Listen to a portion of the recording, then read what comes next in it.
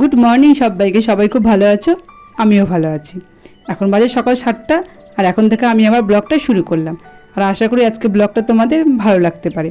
ঘুম থেকে উঠে গেছি অনেকক্ষণ আগে, আমি তো সকালেই ঘুম থেকে উঠে যাই, আর আমার কিন্তু সব কাজ হয়ে গেছে। আর সোনামাকে এখন রেডি করে দিলাম, সোনামা একটু পাপার সঙ্গে ঘুরতে গেল। আর এই দেখো, আমাদের আজকে প্রত্যেক দরজায় কিন্তু নিমের ডাল সোনার পাপা ঝুলিয়ে দিয়েছে। আমাবতীতে না আমাদের নিয়ম আছে যে প্রত্যেক দরজায় নিম পাতার ডাল দিতে হবে, তো সেই জন্য সোনামার পাপা নিম পাতার ডালটা ঝুলিয়ে দিয়েছে সকালবেলা। আমাদের এখানে প্রত্যেকের বাড়িতেই কিন্তু নিমের ডাল এভাবে ঝুলিয়ে দেয়, যেটা নিয়ম সেটা তো করতেই হবে। আর তোমাদেরকে একটু আমি দেখিয়ে দিলাম।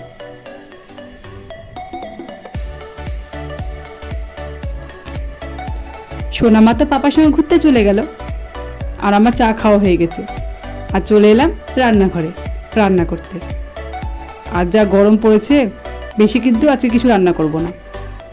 আর আজকে আমার সবচেয়ে প্রিয় খাবার রান্না করছি। দাঁড়াও, কী রান্না করছি তোমাদেরকে বলছি। ওলের ডাঁটা। আমার না ওলের ডাঁটা খেতে খুবই ভালো লাগে। আমার মা তো খুব সুন্দর করে রান্না করে, আর আজকে আমি মায়ের মতো করে ওলের ডাঁটাটা রান্না করছি। একটু কাঁঠালে বিচি, আলু পটল সব দিয়ে ওলের ডাঁটাটা রান্না করে দিচ্ছি। আর তেলের মধ্যে একটু কালো জিরা ফোড়ন দিয়েছিলাম। ওলের ডাঁটা হয়ে গেলে আর আমার কিচ্ছু খেতে ইচ্ছে করে না। তোমরা কারা কারা আমার মতো ওলের ডাঁটা তরকারি খেতে ভালোবাসো, অবশ্যই কিন্তু আমাকে কমেন্ট করে জানাবে। আর এইদিকে দেখো, আমার সোনামায়ের খিচুড়িটা আমি বসিয়ে দিয়েছি। সোনামায়ের খিচুড়িটা হয়ে গেল, আর আমার ওলের ডাঁটার তরকারিটাও হয়ে গেল। আর ভাতটা তো আমি আগেই করে নিয়েছি।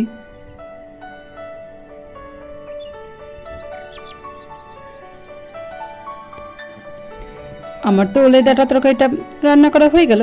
আর তোমাদেরকে তো বললাম যে আর কিছু রান্না করব না, কিন্তু আমার মোনালি মা তো ওলের ডাঁটা তরকারি এগুলো তো খাবার খেতেই চায় না। সেই জন্য মোনালি মায়ের জন্য ডিমের অমলেট করছি।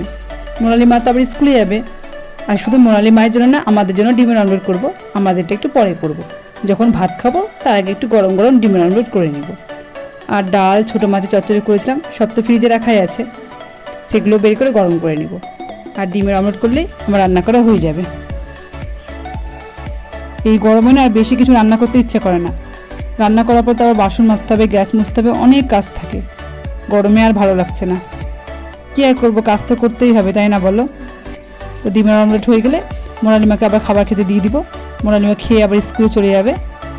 আর ডিমের অমলেটটা আমার হয়েই গেল। তার মধ্যে তো আমার সোনামা দুষ্টুমি তো করেই যাচ্ছে। যতক্ষণ আমি রান্নাঘরে রান্না করব, আর সোনামা কিন্তু দুষ্টুমি চুপ করে করে করতেই থাকবে। সোনামা তো দুষ্টুমি শেষ নেই। রান্না করে ঢুকবে, জল নাড়বে, জল ফেলবে, এই হচ্ছে আমার সোনামার দুষ্টুমি। সোনামার তো দুষ্টুমি সারাদিন চলতেই থাকে, যতক্ষণ না সোনামা ঘুমোই সোনামার দুষ্টুমি চলতেই থাকে। আমার তো রান্না করা হয়ে গেল, আর মোনালিমাকে খাবার খেতে দিয়ে দিয়েছি। মোনালিমা খেয়ে রেডি হয়ে এখন স্কুল চলে যাবে। আর আমার সোনামাকে দেখো, দিদিয়া যখন স্কুল যাবে, আমার সোনামা কিন্তু দিদিয়ার হাতে হাতে টিফিন, জল সব তুলে দিবে। দিদিয়া যদি স্কুলে নিয়ে যেতে ভুলে যায়, আমার সোনামা দুষ্টুমি করলেও অনেক সময় কিন্তু ভালো কাজও করে। প্রতিদিন কিন্তু সোনামা এই কাজটা করে। আর এখন দেখো, দিদিয়াকে তো টিফিন দিল, আর এখন দিদিয়ার হাতে জলের বোতল তুলে দিল। সোনামা শুধু দুষ্টুমিই করে না, সোনামা ভালো কাজও করে। আর এই যে মোনালিমা স্কুল চলে যাচ্ছে, সোনামাকে টাটা করে। আমার সোনামা কিন্তু দাঁড়িয়ে আছে, দাঁড়িয়ে দাঁড়িয়ে দিদিয়াকে দেখছে। দাদা তোমাদেরকে দেখাচ্ছি। দিদিয়া স্কুল চলে গেলে সোনামার মনটা খারাপ হয়ে যায়।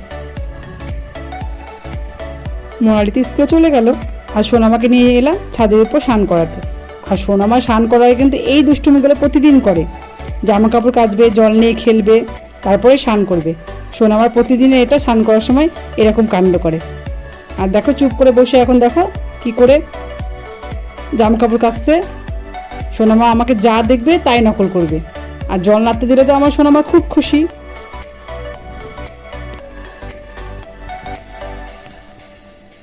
সোনামাকে তো স্নান করে দিয়েছি, আর সোনামা স্নান করার সময় প্রতিদিনই একই রকমভাবে দুষ্টুমি করে। স্নান করেই সোনামাকে আমি খাবার খাইয়ে দিয়েছি।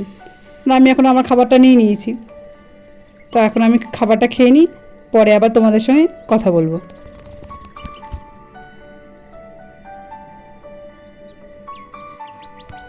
আমার তো ভাত খাওয়া হয়ে গেছে অনেকক্ষণ আগে, আর সোনামার কাছে একটু শুয়েছিলাম।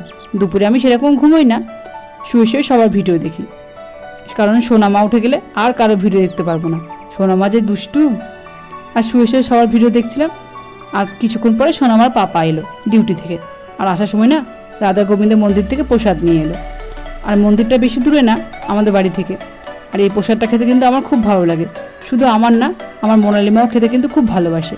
আর অনেক কিছুই কিন্তু প্রসাদে দিয়েছে, পায়েস, ডাল, ভাজা, তরকারি। আর তোমাদেরকে তো একটা কথা বলাই হয়নি, আমার সোনামায়ের মুখে প্রসাদটা কিন্তু ওই রাধা গোবিন্দ মন্দিরে হয়েছিল। তখন তো আমি ভিডিও করে রাখিনি, ভিডিও করে রাখলে তোমাদেরকে দেখাতাম।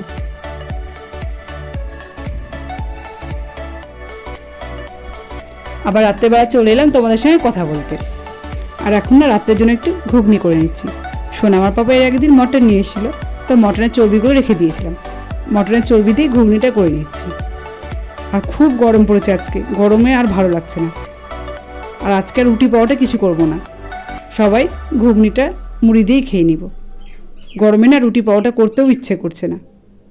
তো আমার ঘুগনিটা তো হয়েই গেল। তো তোমাদেরকে তো আসল কথাটাই বলা হয়নি। এতক্ষণ ধৈর্য ধরে যারা আমার ভিডিওটা দেখলে, প্লিজ আমার ভিডিওটাতে একটা লাইক করে দিও। আর যদি আমার ভিডিওটা তোমাদের ভালো লেগে থাকে তাহলে অবশ্যই কমেন্ট করে জানাবে।